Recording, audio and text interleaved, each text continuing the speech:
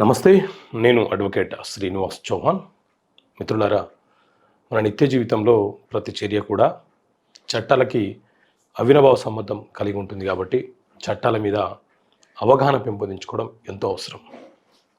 ఈ వీడియోలో మనము NI act, negotiable instrument act అంటే చెక్ బౌన్స్ కేసులో కేసు వేసిన వ్యక్తి మరణించినా లేదా ఎవరి మీద అయితే కేసు వేశామో ఆ వ్యక్తి మరణించినా ఆ తర్వాత ఆ కేసు ఎలా కొనసాగడానికి అవకాశం ఉంటుంది అనే అంశం గురించి తెలుసుకునే ప్రయత్నం చేద్దాం. సో మిత్రులారా, మన దేశంలో negotiable instrument act, NI act అనే చట్టం ఉంది.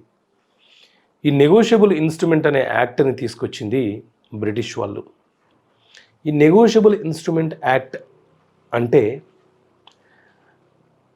ట్రాన్స్ఫర్ చేయడానికి, బదిలీ చేయడానికి అవకాశం ఉన్నటువంటి పత్రాల గురించి వివరించే చట్టమే ఈ నెగోషియబుల్ ఇన్స్ట్రుమెంట్ యాక్ట్. అంటే ఏ పత్రాలనైతే నగదు రూపంలో మారుస్తామో వాటి గురించి చెప్పే చట్టం. ఉదాహరణకు ప్రామిసరీ నోట్ ఉంది. ప్రామిసరీ నోటు ద్వారా మనము అప్పు ఇవ్వడము, అప్పు తీసుకోవడము అనేది చేస్తుంటాం. అంటే ఈ ప్రామిసరీ నోట్ అనే ఒక పేపర్ ద్వారా డబ్బు అనేది మార్పిడి జరుగుతుంది కాబట్టి ఈ ప్రామిసరీ నోటుని నెగోషియబుల్ ఇన్స్ట్రుమెంట్ అని పిలుస్తాం. అదేవిధంగా బిల్స్ ఆఫ్ ఎక్స్చేంజ్ అనేది ఉంటుంది. బిల్స్ ఆఫ్ ఎక్స్చేంజ్ అంటే ఒక వ్యక్తి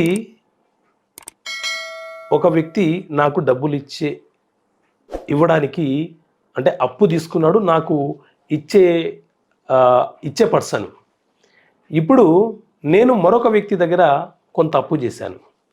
ఇప్పుడు నాకు ఎవరైతే డబ్బు ఇచ్చే వ్యక్తి ఉన్నాడో అతనికి ఏం చెప్తానంటే, నేను పలానా వ్యక్తికి డబ్బులు ఇచ్చే అప్పున్నాను, ఆ పర్సన్కి నువ్వు చెల్లించు అని చెప్పాను అనుకోండి, అంటే ఆన్ ఆర్డర్.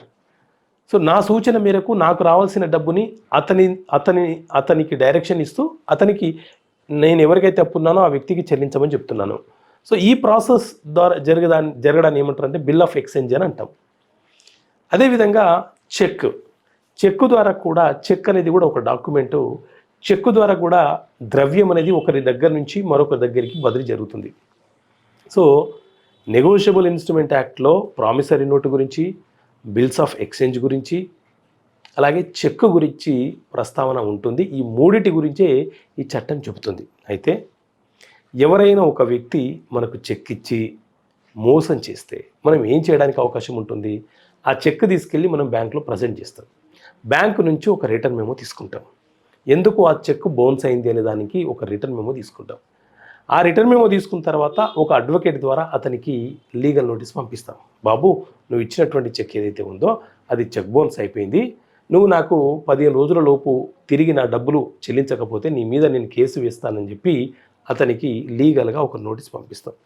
అయినా కూడా అతను మనకు రావాల్సిన సొమ్మును చెల్లించకపోతే అప్పుడు మనము చెక్ బౌన్స్ కేసుని న్యాయస్థానంలో ఫైల్ చేస్తాం. సో ఇట్లా మనం కేసు ఫైల్ చేసిన తర్వాత ఇక్కడ కంప్లైనెంట్ ఉంటాడు, అక్యూజ్డ్ ఉంటాడు. కేసు వేసిన వ్యక్తిని కంప్లైనెంట్ అంటాము, ఎవరి మీద అయితే కేసు వేసామో ఆ వ్యక్తిని అక్యూజ్డ్ అంటాము. సో ఈ కేసు నడుస్తున్న క్రమంలో ఎవరి మీద అయితే కేసు మనము వేసామో ఆ వ్యక్తి కనుక చనిపోతే అక్కడితో చెక్ బౌన్స్ కేసు ఆగిపోతుంది. అంటే అతని యొక్క భార్యను, పిల్లలను, తల్లిదండ్రులను ఈ చెక్ బౌన్స్ కేసులో చేర్చడానికి అవకాశం లేదు. అంటే ప్రధానమైనటువంటి ముద్దాయి ఎవరైతే ఉన్నారో అతను చనిపోతే ఆ కేసు అక్కడితో ఆగిపోతుంది అని సిఆర్పిసి చట్టం చెబుతుంది. కాబట్టి ముద్దాయి మరణంతో ఆ కేసు అక్కడితో క్లోజ్ అయిపోతుంది. ఒకవేళ కేసు వేసిన వ్యక్తి కంప్లైనెంట్ కనుక మరణిస్తే అతని తరపున అతని అన్నదమ్ములు, మదరు, ఫాదరు, బిజినెస్ పార్ట్నర్సు, ఇంకా ఫ్రెండ్స్ ఎవరైనా సరే ఈ చెక్ బౌన్స్ కేసులో కంప్లైనెంట్గా